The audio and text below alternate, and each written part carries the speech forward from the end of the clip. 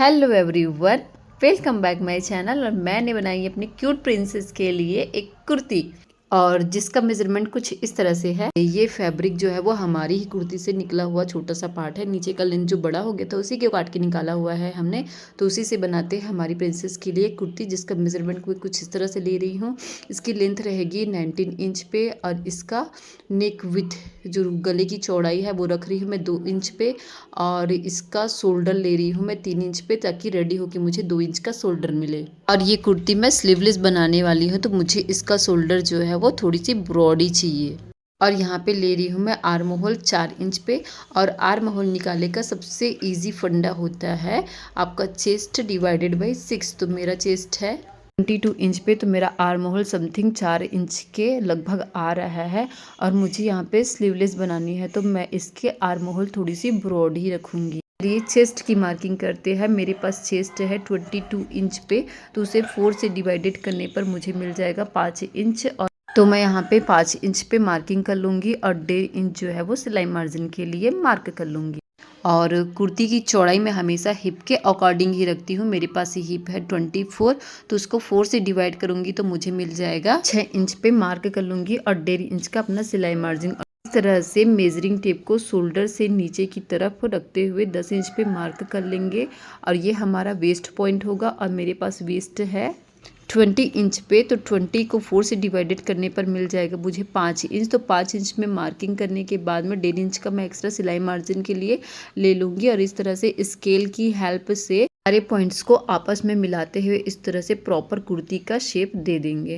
अब चलिए करते हैं गले की मार्किंग। और गले की चौड़ाई तो मैंने 2 इंच पे रखी है। अब इसकी गहराई मैं 3 इंच पे कर लेती हूँ।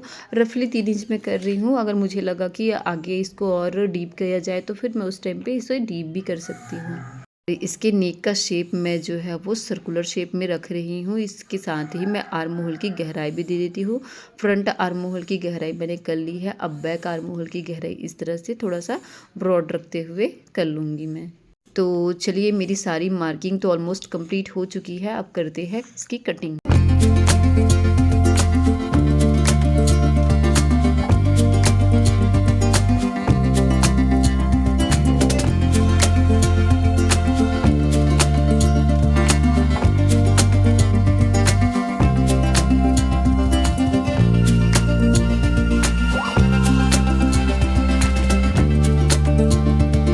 और इस तरह से मेरी कुर्ती पूरी कट के तैयार हो चुकी है, जिसका शेप बहुत ही अच्छा आया हुआ है। चलिए करते हैं उरे पट्टी की कटिंग। और इसकी चौड़ाई जो है वो मैं 3-3 इंच पे रख रही हूँ, क्योंकि उरे पट्टी से गला और स्लीव्स की फिनिशिंग जो है वो बहुत ही अच्छे तरीके से आती है। और ये उरे पट्टी मुझे ज़्यादा क्वांटिटी में चाहिए रहेगा, क्योंकि मुझे इसी उरे पट्टी से गला भी फोल्ड करना है और दोनों आर्म होल भी फोल्ड करने हैं। और मुझे लगता है कि छोटे बच्चों में ना स्लीव्स उतने अच्छे नहीं लगते हैं जितना स्लीवलेस अच्छा लगता है। मुझे इसकी नेक भी ना थोड़ी सी ब्रॉड लग रही है, तो मैं सोच रही हूँ इसको थोड़ा सा डीप ही कर दूँ।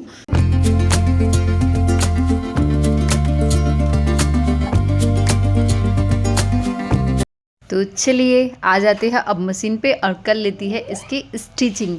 और स्टिचिंग स्टार्ट सबसे पहले करते हैं हम लोग शोल्डर से। तो फैब्रिक के सीधे पल्ले को एक दूसरे के ऊपर रखते हुए उल्टे साइड पे इस तरह से शोल्डर ज्वाइंट करते हुए जहाँ पे हमने स्टिच लगाई है वहाँ पे डबल सिलाई लगाएंगे और इसके शोल्डर को ज्वाइंट कर लेंगे।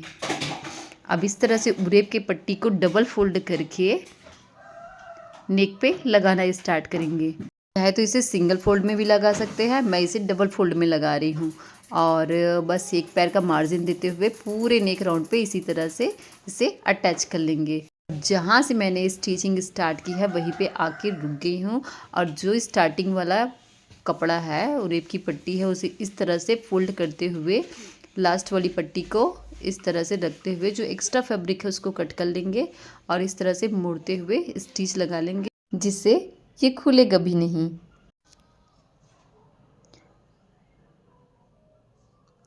अब इस तरह से जो हमारे सिलाई मार्जिन का एक्स्ट्रा फैब्रिक बचा हुआ है उस पर छोटे छोटे से पूरे नेक पे इसी तरह से कट लगा लेंगे, ताकि हमारा नेक जो है वो बहुत ही फिनिशिंग से पलट जाए और उसका शेप भी प्रॉपर आए। अब इस तरह से पूरे उरेब की पट्टी में नील लगाते हुए इसके ऊपर भी स्टिच लगा लेंगे।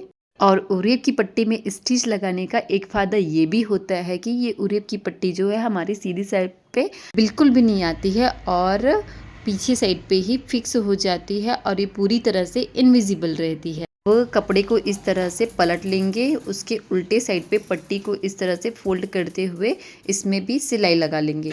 और इसमें भी ना 2 कंडीशन बनती है और वो क्या है वो मैं आपको बता रही हूँ। जैसे हम लोग पट्टी फ़ोल्ड कर रहे हैं ना, उसमें सिलाई लगा रहे हैं, तो कई लोग क्या करते हैं कि इसी सिलाई को ही रहने देते हैं नेक पे और इसमें तुरपाई नहीं लगाते हैं और उसका लुक भी अच्छा आता है। अब वो डिज़ाइन के ऊपर डिपेंड करता है कि आप डिज़ाइन क्या बना रहे हो, कैसे बना रहे हो, पैटर्न क्या है।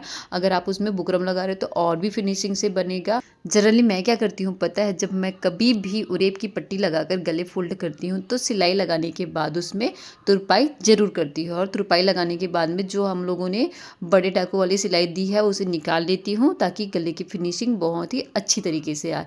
और सेम प्रोसेस हमें यहाँ आर्म होल को फोल्ड करने में भी लगाना है, जैसे हमने गले फोल्ड किए हैं। इनकी भी फिनिशिंग जो है वो प्रॉपर आ जाएगी और बस इसी तरह से मेरा ये कंप्लीट हो जाएगा। उसके बाद करते हैं फिटिंग।